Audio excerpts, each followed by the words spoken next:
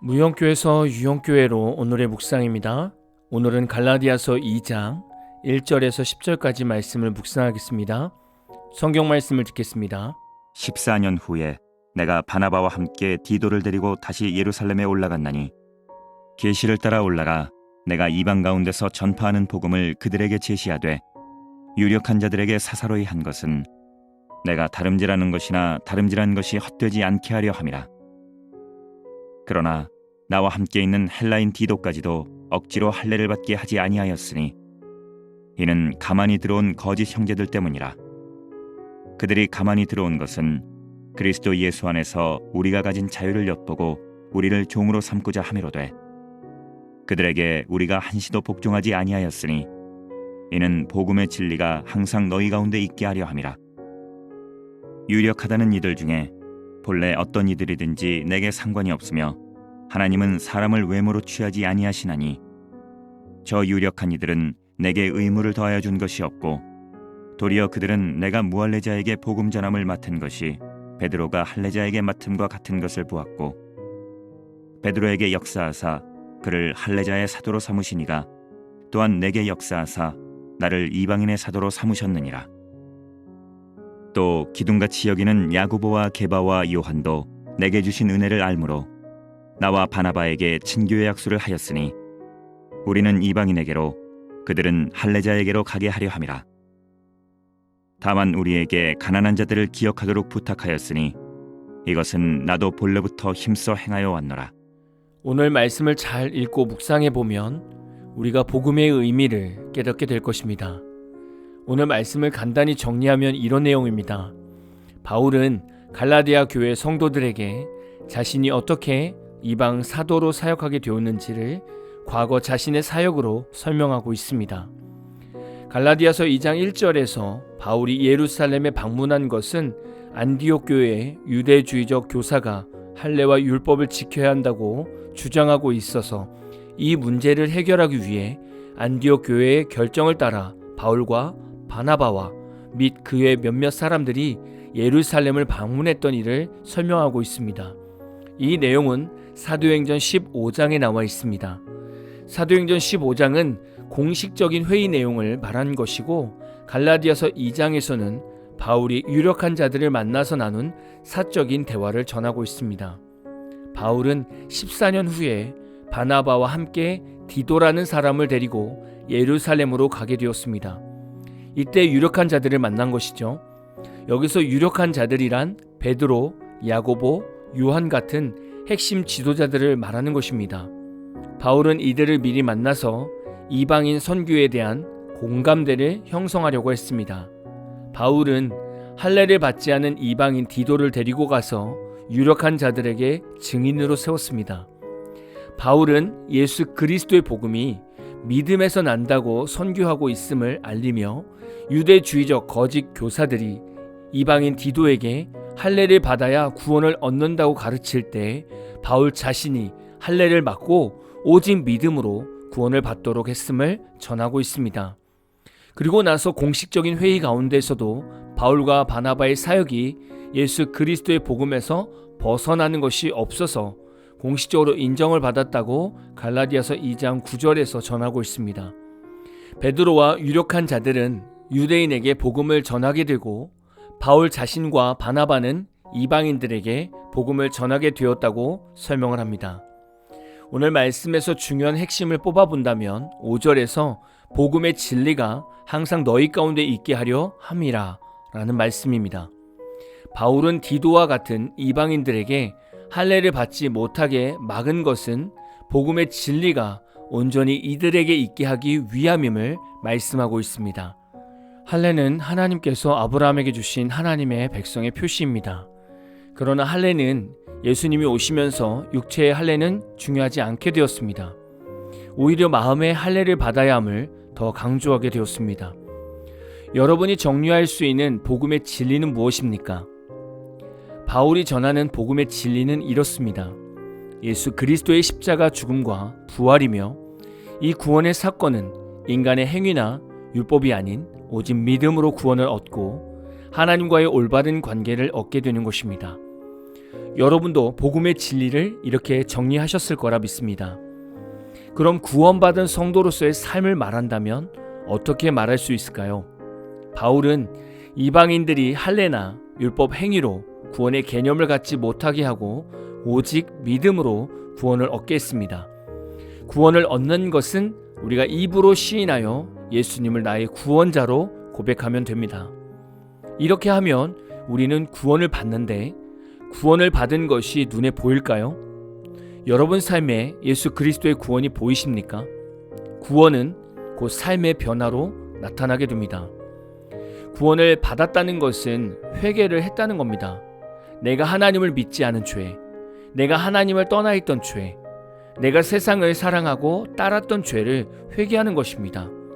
회개는 단순히 생각에서 죄를 인정하는 것으로 끝나면 안 됩니다. 그리고 회개는 단순히 죄를 끊겠다고 마음만 먹어서도 안 됩니다.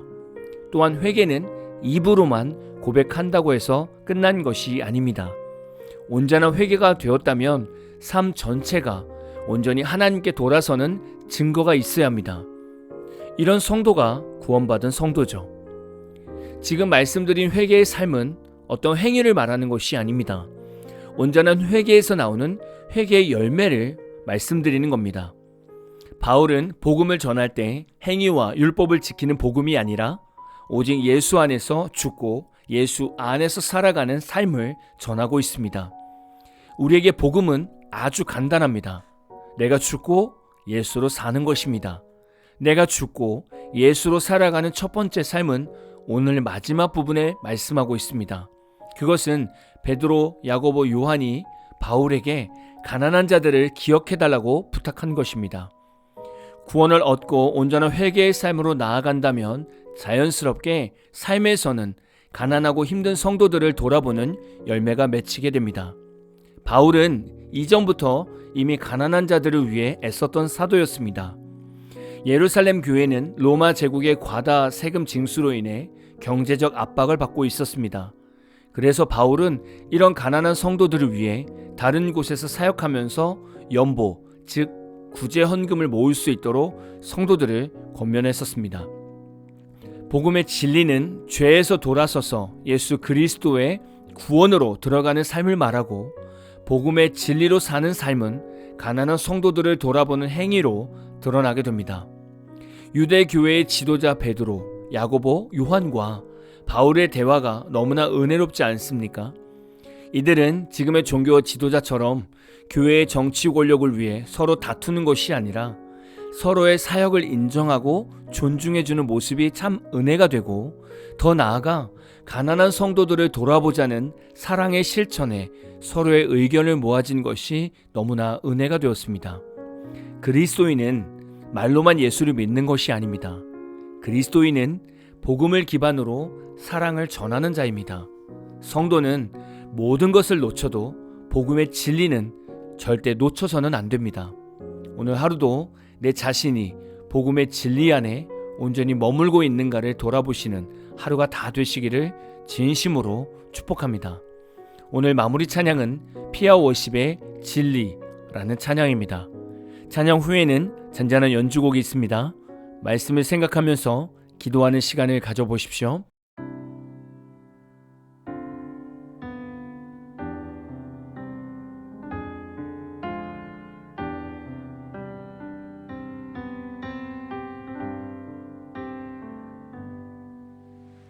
하나님 사랑 변치 않는다.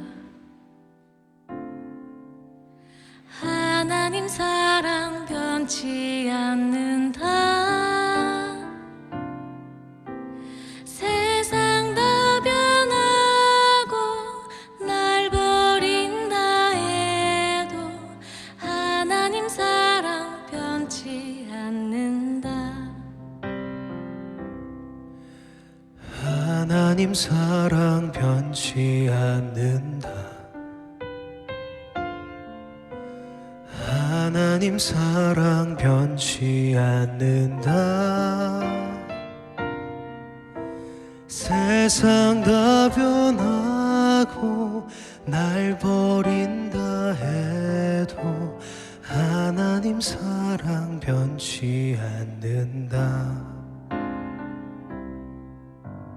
하나님 내 길 인도하신다. 하나님 내 길 인도하신다. 나의 가는 길 다 주님께 있으니 하나님 내 길 인도하신다.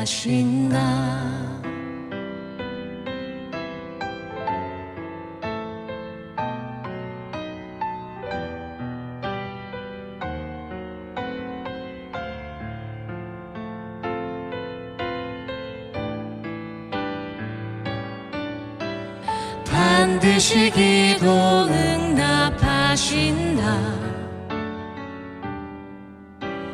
반드시 기도 응답하신다. 때론 나의 뜻과 다른 길이라도 반드시 기도 응답하신다.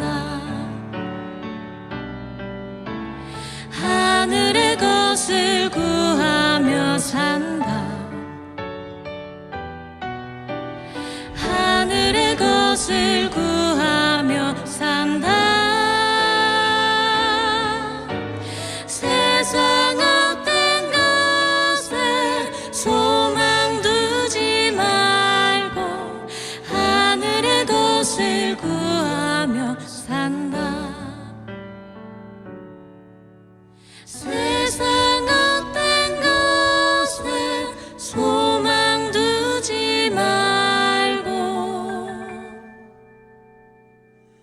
하늘의 것을 구하며 산다. 하나님 사랑 변치 않는